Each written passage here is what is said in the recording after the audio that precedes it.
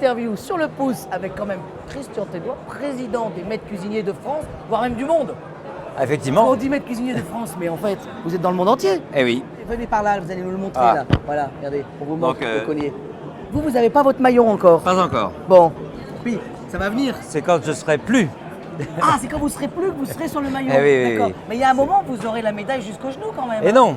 Non. Parce que, donc je reprends. Ça représente un cuisinier. Attendez 2 secondes, on vous réexplique. Ça représente un cuisinier dans une grande brigade française. C'est-à-dire D'accord. qu'il y a le rôtisseur, il y a le poissonnier, le charcutier. Parce que dans une cuisine, avant, il y avait tous les corps de métier qui étaient représentés. C'était une médaille par cuisinier. Non, moi, non, en fait. non. D'accord. Ah. C'est joli la petite étoile là. Hein. Alors, qu'est-ce que c'est? Dites-nous.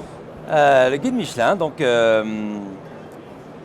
mon Dieu, c'était une semaine qui a été un peu compliquée pour moi parce que donc effectivement il y a eu les résultats en début de semaine.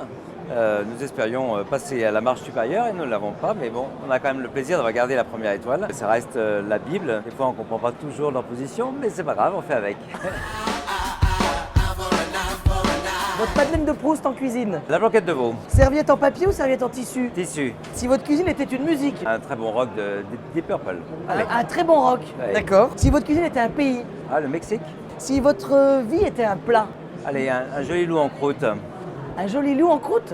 Ah, c'est pas mal ça. C'est beau ceci dit. Quand Ouais. on amène le loup là comme ça là, et qu'on le découpe en salle, on le découpe en salle ou pas? Ah, bah oui. Votre plus beau ratage en cuisine. C'était chez Paul Bocuse justement, des petits pâtés de canard au pistache. Et j'ai oublié de les retirer le soir. Ah.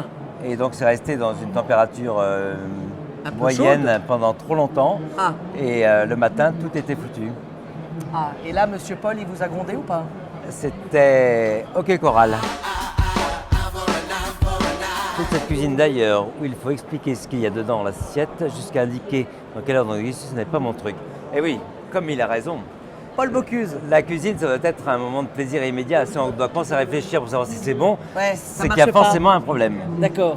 Donc pour vous, la bonne cuisine, elle n'a pas besoin d'explication, on doit la Absolument. comprendre par la fourchette. Absolument. C'est pour ça qu'il faut qu'elle soit suffisamment technique, on va dire, pour susciter quand même la curiosité et l'intérêt, mais elle doit être complètement lisible et le plaisir doit être à la première bouchée.